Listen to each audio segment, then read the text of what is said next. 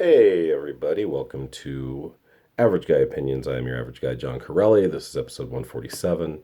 I'd like to talk about my stepfather for 10 minutes. I thought about it and I've paid some homage to my mom, a lot of homage to my mom, sometimes homage to my biological father, but I really haven't talked a lot about my stepfather.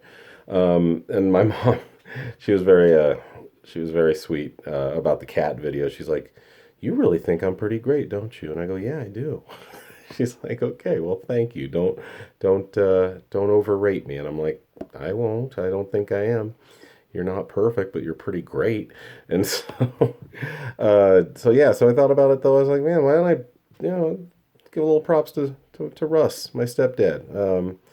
He's 80, and that's just a crazy number to me. I know I'm not that far myself. I'm in 27 years. I'll be 80. Hopefully, I'll make it that far.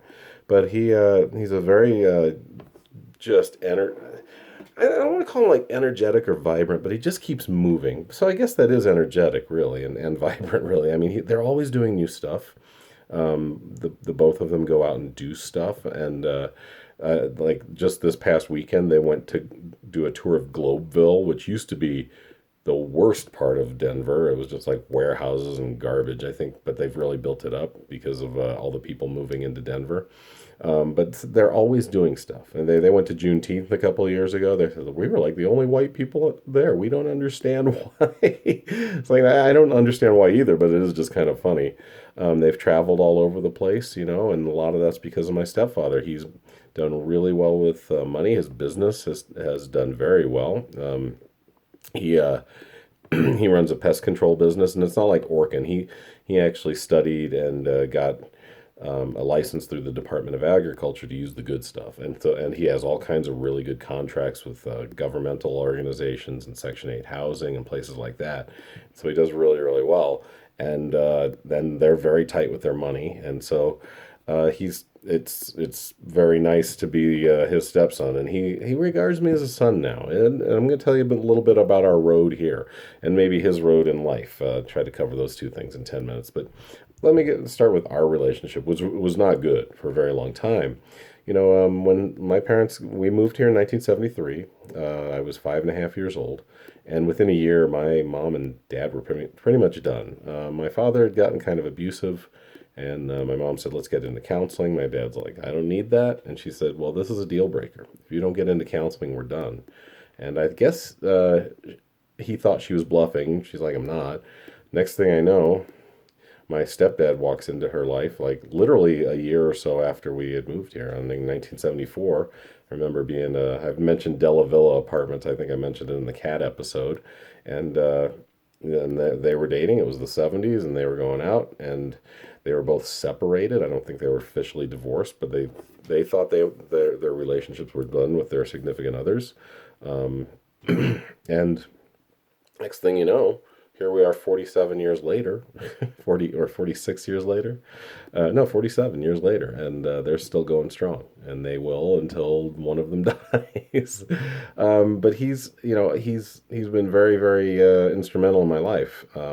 The first 10 years were not great. When we were living together, when we moved to Wheat Ridge, and that's thanks to him, actually. I got to give him credit for that. Thanks to his earning power and the great job that he had with Noble at the time, which became Noble Cisco later. He was a trucker, and he made deliveries throughout town. And he had back issues, and he used alcohol, I think, to deal with those back issues. And he also kind of had some depression issues that he dealt with as well. He's a very functional alcoholic, and I never remember him like being crazy with the alcohol, but it just was what he needed. That's what he needed for those 10 years to get through the day and get through life.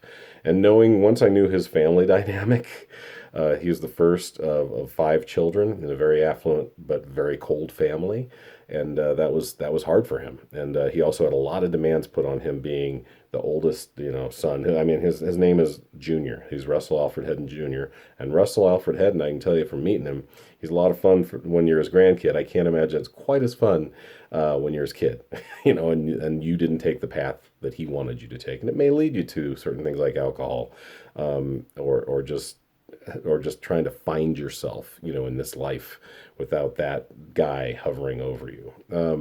But yeah, so like the first 10 years from ages 7 to 17 for me, he He, like I said, was a functional alcoholic. I think he did his best. He put a roof over my head and food in my belly, and to be honest, that's all I really needed. I didn't feel like I needed a real good father-son relationship with him. I was trying for that with my biological father, and that's a whole different nest of issues, which I've probably discussed before. Anyway, but this man is an amazing man. He built his own business by himself. It's an extremely successful business. Just and he's also the kind of guy, he just can stop, right? My mom eventually grew tired of the alcohol and said, "You got to stop." He's like, "All right." He just stopped. No 12-step program. No, I'm going to wean for maybe 6 months. No, stop. Just same with cigarettes. He did it. I think my mom did it pretty well too. I think my mom maybe weaned off, but he's just that type of guy. In some ways, he's like a machine. He can just go, "Okay, I'm done. Yeah, okay, I got it. I see the benefits of stopping this habit. Like, A, I'm going to lose you, and B, my life and health will get worse." He just stopped. He just Same with vegetarianism. He's okay. I'm done eating meat. They do dabble in meat, my parents, but he eats the craziest stuff. He eats oatmeal with mushrooms in it. I don't get that, but he does it, and he's super healthy. He's always moving. Both of my parents are always moving. He walks the dog every day. He does his yard work. He's always moving around. He helped with the swamp cooler today. He's just an amazing person that way, and he was very helpful to me. Like I said, the 10 years I was under their roof in Wheat Ridge, we didn't have a great relationship. Luckily, my mom and I did. I also didn't have a great relationship with my biological father, and since you guys aren't my shrink, I'm not going to bother you with all that, but it may lead to some insight of why I am the type of person I am. But he helped me a lot. When I turned 18, I left the house. I'm gonna say it honestly. They pretty much kicked me out when I was 17. I can't blame them. I was kind of a dipshit. I wasn't a horrible person. I wasn't evil or violent, or just wasn't doing anything. I was just a classic underachiever, and I think that was the spark maybe I needed. I went and lived with my biological father for 3.5 years, from January of '85 to June of '88, and luckily he was there for me, and I really needed that. But what they provided for me for those 10 years was, of course, essential. And that kick in the pants in 1985 was also essential. And then I think once I left the home, I think a lot of pressure was relieved, because he and I did have our issues. And I think it helped him understand what our relationship probably should have been and became. And he was extremely helpful to me. I remember when I turned 18, I was considering going into the military. And he's like, "No, not for you, man." I remember he just said 3 words. He said, "John, they own you." I was like, "Oh, really?" He's like, "Yeah, they own you for 4 years. And you're not the type of guy that can be owned. You can follow instructions, but you're not the type of guy that can do the stupid shit they make you do. You're going to be asking them why, and they're not going to give you that answer, and you're going to hate it, and it's just not for you. It's not the type of discipline you need or works for you." And we talked about college too, and how when he had college paid for a while, and he said, when I was getting it paid for, I flunked out. When it was on me to take care of my financial responsibility in college, and I cared, I aced it. I did really well.